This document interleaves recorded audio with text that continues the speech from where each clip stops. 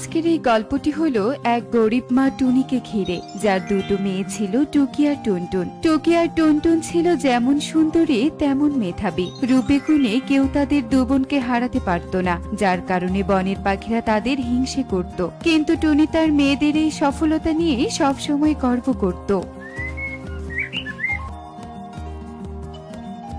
মা, একটা খুশি সংবাদ আছে মা।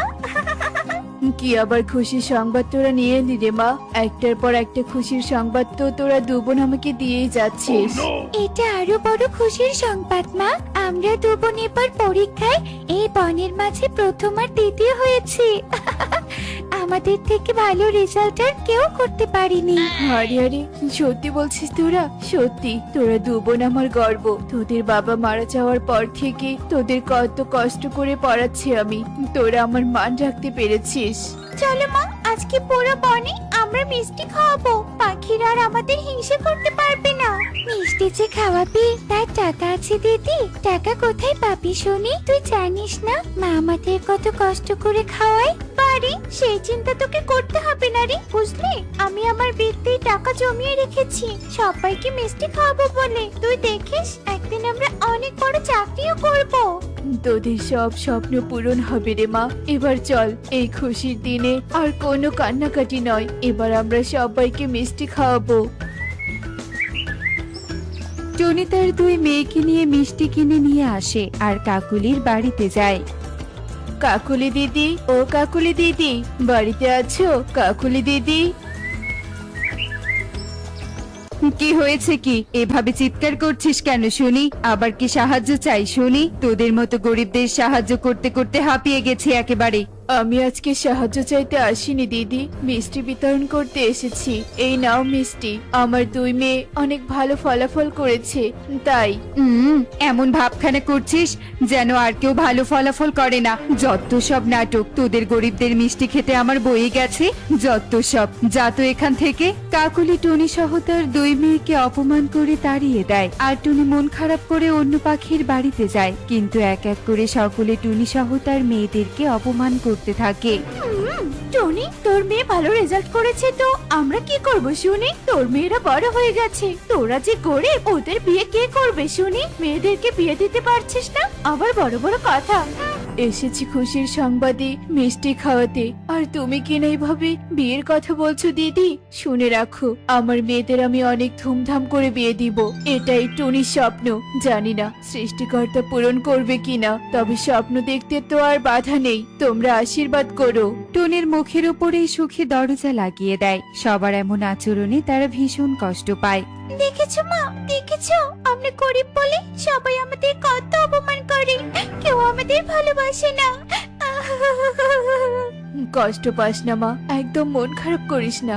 দেখবি একদিন সব ঠিক হয়ে যাবে। এই অহংকারী পাখিদের অহংকার একদিন ঠিক ভেঙে যাবে। এখন বাড়িতে চল।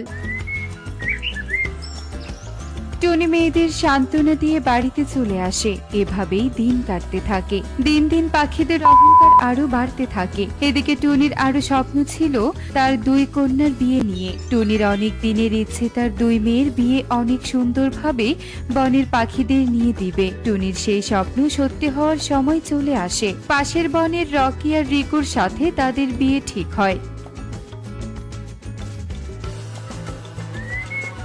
কি বললি টুনি? তোর মতো গরিব ভিখারির বাড়িতে কিনা আমরা বিয়ে খেতে যাব?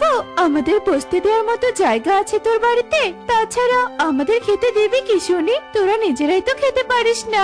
ঠিক বলেছো সুখী দিদি, আমি বাবা ওইসব ভিখারির বাড়িতে যাই না। টুনি, তোর মেয়ের বিয়েতে তুই একাই যা, আমরা এসবে যেতে পারবো না। এভাবে কেন বলছো দিদিরা? আমার যে তোমরা ছাড়া আপন কেউ নেই। আমার যা সামর্থ্য আছে তা দিয়ে তো আমার দুই কন্যার বিয়ে দিব। তোমরা দয়া করে এসো। টুনি পাখিদের অনেক অনুরোধ করে, কিন্তু পাখিরা তার বিনিময়ে টুনিকে অনেক অপমান করে। টুনি চোখের পানি ফেলতে ফেলতে বাড়িতে আসে। মা, ও মা, কেউ আমাদের বিয়েতে আসবে না তাই না? না রে মা, তোদের মা ছাড়া তোদের কেউ নেই। কোনো চিন্তা করিস না তোরা।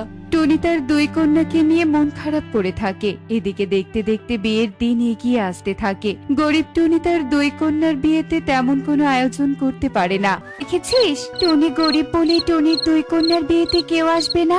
সবাই তাদের কত অবহেলা করে। এত ভাবছিস কেন বোন? যেখানে কোনো সমস্যা সেখানেই তো সমাধান আছে। চল আমরা দু বোন সাহায্য করি। দুই পরি টুনির বাড়িতে চলে আসে আর জাদু করে টুনির বাড়ি বিভিন্ন রকমের লাইটে আলোকিত করে দেয়। রাতের অন্ধকারে পুরো বাড়ি জলজল করে জ্বলছিল। একি আমাদের বাড়ি এত আলোকিত হলো কি করে? কি জাদুই কারবার! মা, মা, এ কি করে সম্ভব? আমিও তো তাই ভাবছি রে মা। এ কি, তোমরা কে? পড়ে এলো কোত্থেকে? আমার তো সবকিছু অদ্ভুত লাগছে।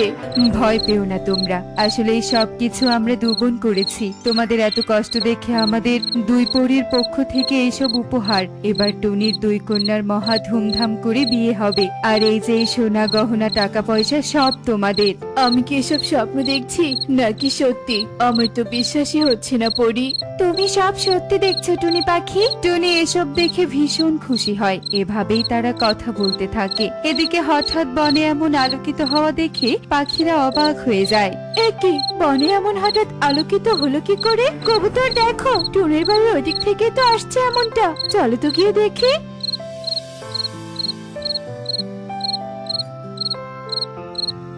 আরে বাহ, এত সুন্দর বাড়ি তো আমি কোনোদিনও দেখিনি। এমন সুন্দর করে সাজানো বিয়ে তো এই বনে আর কারো হয়নি। টুনি, আমাদের তো যেতে ইচ্ছে করছে না বাড়িতে। তোর মেয়ের বিয়েতে আমরা থাকবো টুনি। বাহ, তোমরা পাখিরা তো দেখছি ভীষণ স্বার্থপর।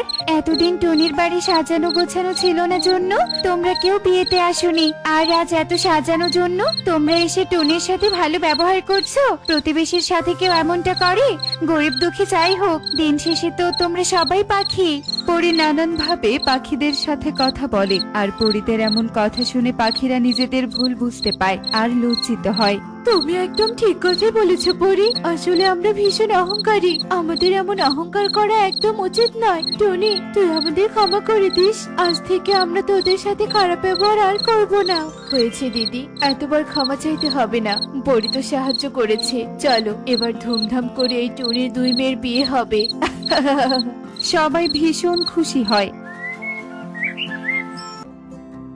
কাকুলি, তুমি দেখেছো সবাই কেমন আনন্দ করছে টুনির বাড়িতে? এসব আমার একদম সহ্য হচ্ছে না। কিন্তু তার বলতে কালু, পরি কত কত গহনা দিয়েছে দেখেছো? ওরা তো আর গরিব থাকলো না। এদিকে টুনির মেয়েদের এত ভালো করে বিয়ে হচ্ছে, তা আমার আর সহ্য হচ্ছে না। এই বিয়েতে একটা ঝামেলা পাকাতেই হবে কালু। কালু কাকুলি সবার আড়ালে দুষ্টু বুদ্ধি বের করতে থাকে। টনি, পুরো বিয়ে বাড়িতে কিন্তু রান্না বান্না আমি করব। আমার হাতের রান্নার প্রশংসা সবাই করে, আর সবাইকে কিন্তু খাবার দাবার আমি বেড়ে খেতে দিব। এই বলে দিলাম, আমি আবার খাবার দাবার ভালো পরিবেশন করতে পারি। কাকুলি, এই দেখো সবাই এখানে গল্প করতে ব্যস্ত আছে। এই সুযোগটাকে আমাদের কাজে লাগাতে হবে। চলো চলো। কাকুলি আর কালু মিলে সব গহনা নিয়ে বাড়িতে চলে যায়। এদিকে বেশ কিছুক্ষণ গহনা চুরি হয়ে গেছে মা, কোনো গহনা খুঁজে পাচ্ছি না। তুই কি পাগল হয়ে গেছিস মা? গহনা তো আমি সব রেখে গিয়েছিলাম, কিন্তু গেল কোথায়? চল তো ভালো করে দেখি। টনি, আমরা তো সবাই এখানে ছিলাম, অন্য কেউ তো আসেনি। তাহলে কে চুরি করবে? আমার তো কাউকে সন্দেহ হচ্ছে না। জানি না দিদি, আমি কিচ্ছু জানি না। টুনি কাঁদতেই থাকে। কি কাকুলি, এইসব গহনাগুলো সাফ হলো কি করে? ওরে বাবারে, মনে হচ্ছে এক্ষুনি আমাদের কামড় বসিয়ে দিবে। বাঁচতে চাইলে পালাও কাকুলি। কালু কাকুলি দৌড়ে পালাতে থাকে, আর দৌড়াতে দৌড়াতে তারা টুনির মেয়ের বিয়েতে যায়। কি, তোরা কোথায় ছিলি? তোমরা আমাদের ক্ষমা করে দাও দিদি। আমরা আসলে টুকি আর টুনটুনের বিয়ের গহনা চুরি করেছি। এরপর কালু কাকুলি কাঁদতে কাঁদতে সব কথা খুলে বলে। ছি কালু দাদা, ছি, তোমরা এত খারাপ। আমার ক্ষতি করতে একবারও ভাবলে না? এত লোভী তোমরা। আমাদেরকে ক্ষমা করে দে টুনি। কালু কাকুলি ক্ষমা চায়, এরপর সবাই তাদেরকে ক্ষমা করে দেয়। এদিকে পরীরাও চলে আসে। কালু কাকুলি যাও, গহনাগুলো নিয়ে এসো। কিন্তু পরি, ওগুলো তো সাপ হয়ে গেছে। হ্যাঁ, কিন্তু এখন আবার গহনা হয়ে গেছে। যাও, আসলে যারাই ওদের গহনা চুরি করবে সেখানে গহনা সাফ হয়ে যাবে, তাই তোমাদের কাছেও সাফ হয়ে গিয়েছিল। এরপর কালু কাকুলি গহনা ফিরিয়ে দেয় আর ধুমধাম করে টুকি ও টুনটুনের বিয়ে হয়।